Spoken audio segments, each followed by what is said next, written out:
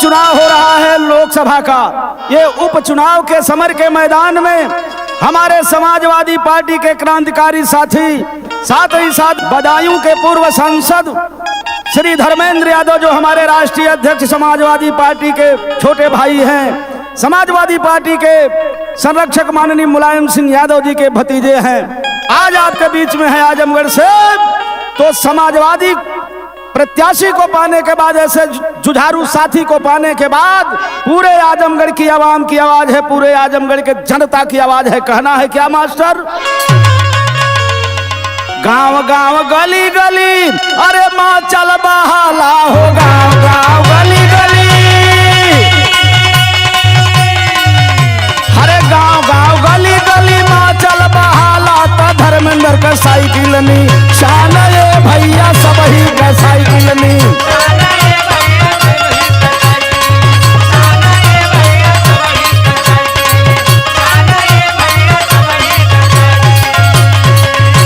आने वाले वोट के दिन हम पोलिंग पर जाएंगे।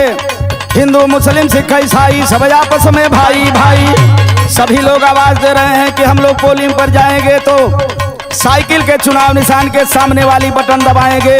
आजमगढ़ का सांसद एमपी माननीय धर्मेंद्र यादव जी को बनाएंगे। काहे बनावल जाइए, तमाम प्रत्याशी सम्मानित आपके बीच में हैं, लेकिन सोचना होगा, समझना होगा, यह आजमगढ़ है मेरे मित्रों। इसलिए कहना है क्या, पिछड़ा दलित खातिर भैया धर्मेंद्र,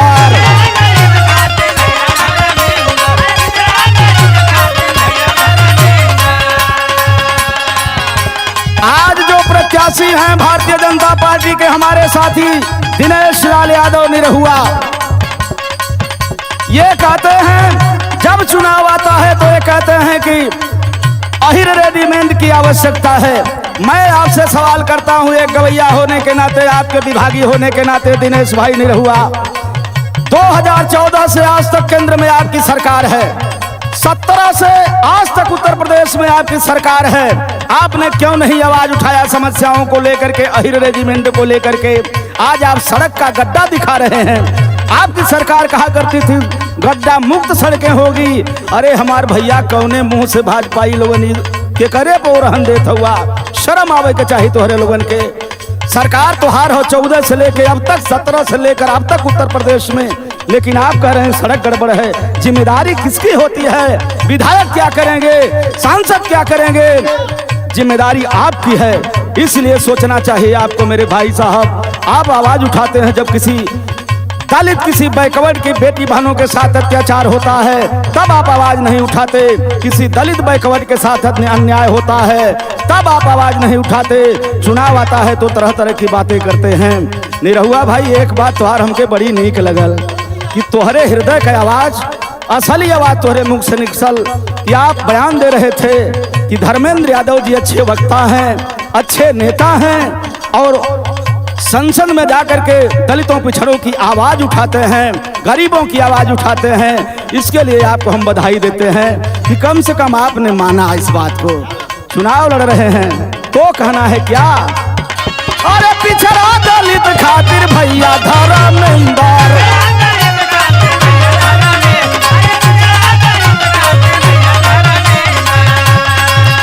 अरे उठावे आवाज जाके संसद के अंदर। सब लोग मानते हैं।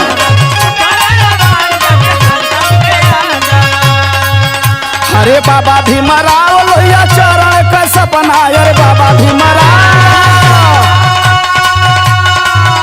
अरे बाबा भीमराव लोहिया चरण का सपना, का जन जन का कर कल्याण। ये भैया सबही का साइकिल नी शान, ये भैया सबही का साइकिल नी।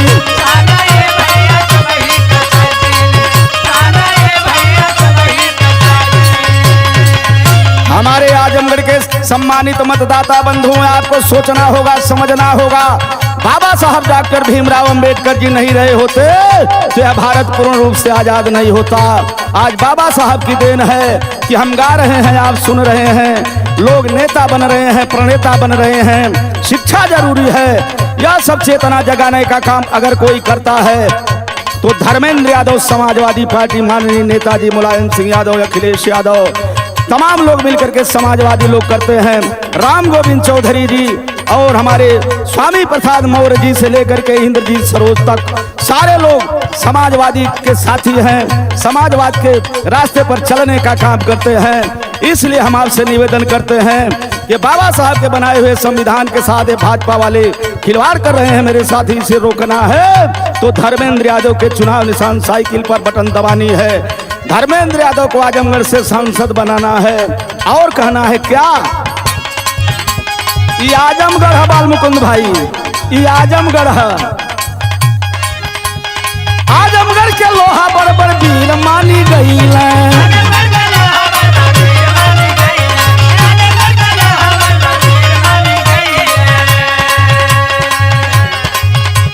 निरहू जैसे लोग कितना एको में ना भइल, निरहू जैसा ये आजमगढ़ है।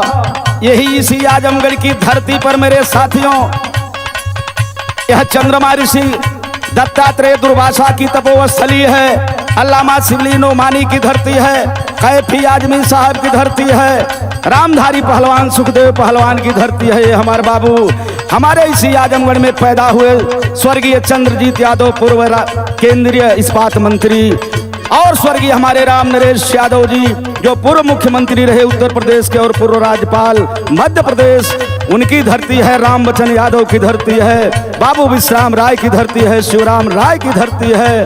यह धरती मेरे साथी समाजवादियों की धरती है, सुखदेव पहलवान की धरती है। आज सभी लोग मानने को तैयार है मेरे साथी। कहाँ फंसे हो भैया निरहू, अपने समाज का जब अहित होता है तो आप आवाज नहीं उठाते, पिछड़े दलितों का यहित होता है तो आप आवाज नहीं उठाते। जब चुनाव आता है तो गाना बजाना वालों को लेकर के आते हैं, मनोरंजन करते हैं, अच्छी बात है। दूसर का कह सकल भैया, तो आजमगढ़ का लोहा बड़बड़ वीर मानी गई है।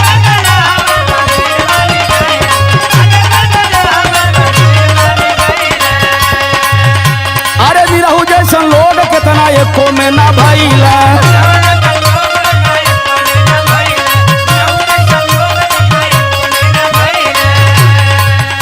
अरे दुर्गा रमाकांत बलराम कयल नवायर, दुर्गा रमाकांत।